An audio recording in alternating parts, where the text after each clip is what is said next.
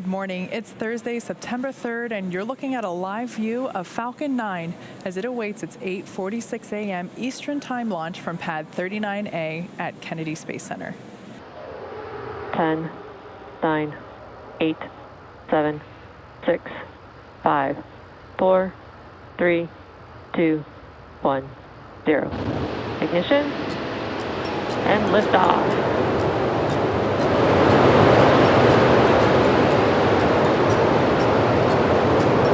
Vehicle switching downrange.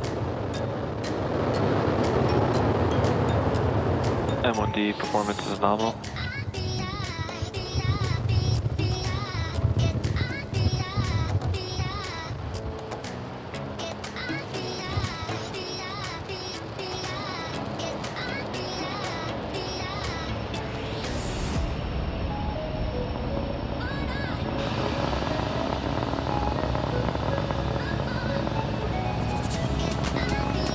Successful liftoff for Falcon 9 from Pad 39A Power and telemetry nominal at Kennedy Space Center.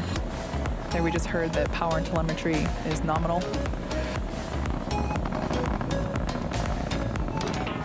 Moments ago, we began to throttle the 9 Merlin engines that you see.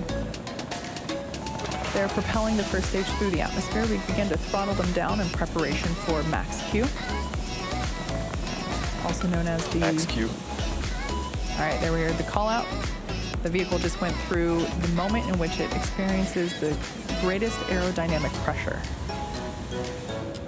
In about a minute, we're going to have 3 events happening back to back. First will be main engine cutoff, or MECO, where all 9 M1D engines will shut down and slow the vehicle in preparation for event number 2, stage separation. Expecting MECO in about 10 seconds.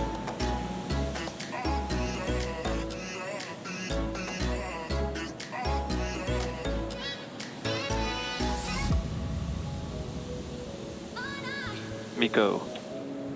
stage separation confirmed.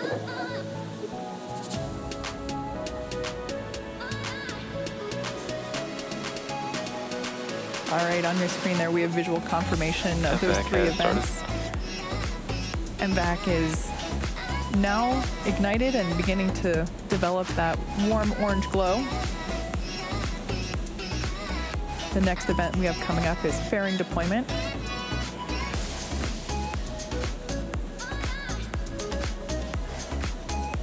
Fairing separation confirmed.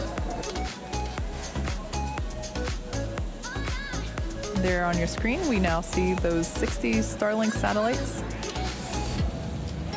Those fairings will make their way back to Earth as well. Like I mentioned before, we won't be able to bring live coverage of the recovery attempt for those fairings, as they'll be happening after we close our webcast. So be sure to check in on our social media accounts for updates on that. Second stage telemetry looks good. Everything is nominal there. Now, as it heads towards its targeted drop-off orbit, first stage, there on the left-hand side of your screen, will execute 2 burns in order to make its way back to Earth. The 60 Starlink satellites that we have on board today will be joining our constellation of nearly 700 already on orbit. Again, these satellites are designed to provide high-speed, low-latency internet to us Earthlings. This is especially useful in places where good internet is hard to access or impossible. So not only rural areas, but thinking about airplanes and ships will also be able to Stage 1 receive FTS is safe. high-speed, reliable internet. Stage 1, entry burn startup. So there we have visual confirmation that the first of 2 burns, the entry burn, has begun. And this will last for about another 5 seconds.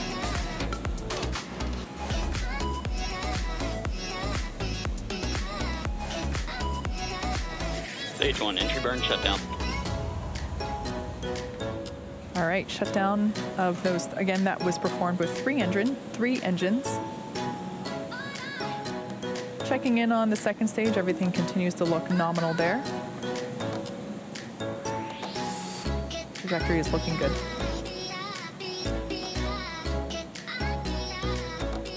Terminal guidance. Stage 1, landing burn, startup. All right, we heard the call out that the landing burn for stage 1 has begun. This will last about 20 seconds. Stage 2 FTS is saved.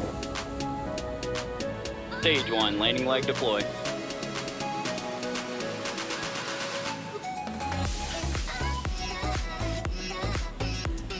All right, visual confirmation Stage 1, there landing confirmed. that this booster has landed for a second time. There we see a live shot from our drone ship in the Atlantic Ocean. Of course, I still love you. Hear the clapping and celebration of some of our first shift technicians here in the building.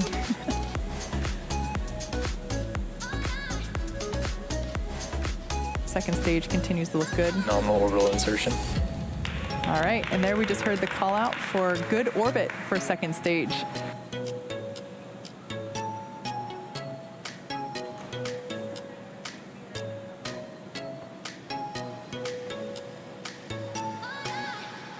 Starlink deploy confirmed.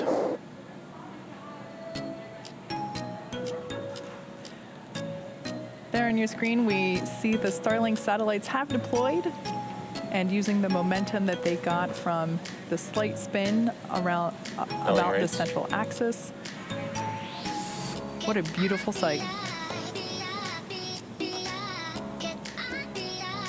Shortly, these satellites will deploy their solar arrays, and over the next few days and weeks, they will distance themselves out from each other and use their onboard ion thrusters to make their way to operational orbit. And with that, we'll be bringing our webcast to a close.